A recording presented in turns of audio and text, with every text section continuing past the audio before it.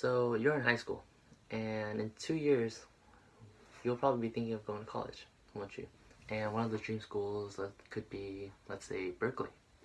Well, did you know that in 1960, not all the students at Berkeley enjoyed free speech when it came to political activities or academic rights? And one of the key leaders for this free speech movement at Berkeley was Mario Savio. But you probably don't know his name. He's not a textbook name, such as Martin Luther King is, but you can still definitely learn from him. First things first, who was Mario Savio? Mario Savio was a man of brilliance, compassion, and humor, and he came to the public notice as a spokesman for the free speech movement at the University of California in 1964. Savio was born in New York City to an Italian-American father who designed and manufactured restaurant equipment. Mario's mother was also of Italian ancestry, though born in the U.S., and worked as a retail salesperson. Both his parents were devout Catholics, and, as an altar boy, Savio planned to become a priest. He graduated from Martin Van Buren High School in Queens at the top of his class in 1960, and then went to Manhattan College on a full scholarship as well as Queens College.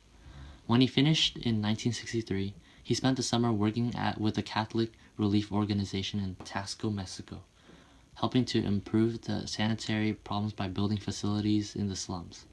His parents had moved to Los Angeles, and that autumn he enrolled at University of California, Berkeley. In March that following year, he was arrested while demonstrating against the San Francisco Hotel Association for excluding blacks from non-menial jobs. He was charged with trespassing, along with 167 other protesters. While in jail, a cellmate asked if he was heading for Mississippi that summer to help with the Civil Rights Project. In the summer of 1964, he joined the Freedom Summer Projects in Mississippi and was involved in helping African Americans register to vote. He also taught at a freedom school for black children in Macomb, Mississippi. During the free speech movement, he emerged as an eloquent speaker and uncompromising leader of the student groups trying to win increased rights of political advocacy and organization on campus. Their efforts won the support of the faculty and ultimately major concessions from the university administration.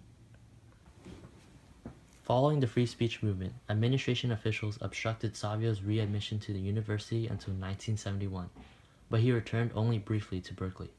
Ultimately, Savio graduated from San Francisco State University and taught math at several colleges before his early death in 1996, at the age of 53.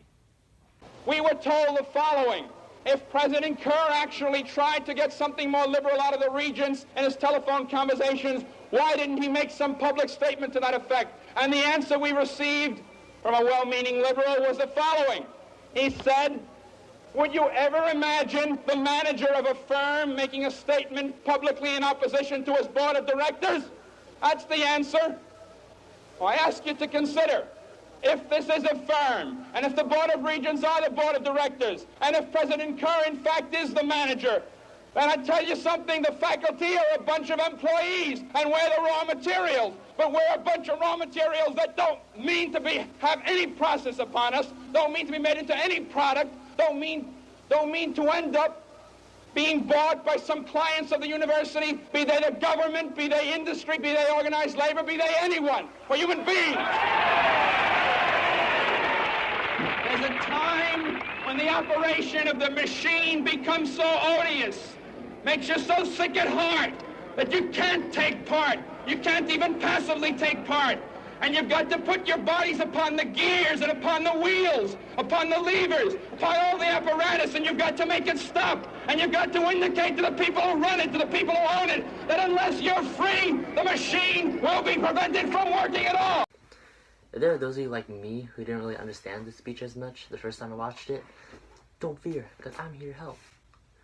The speech represents a sort of turning point for what used to be called the counterculture, or the very culture that would go on to become such alternative news weeklies such as the Metro Times, for instance. It's a short but bold and defined oration that says that free human beings aren't going to be pushed around by anybody, from lawmakers to liberals to police to labor leaders.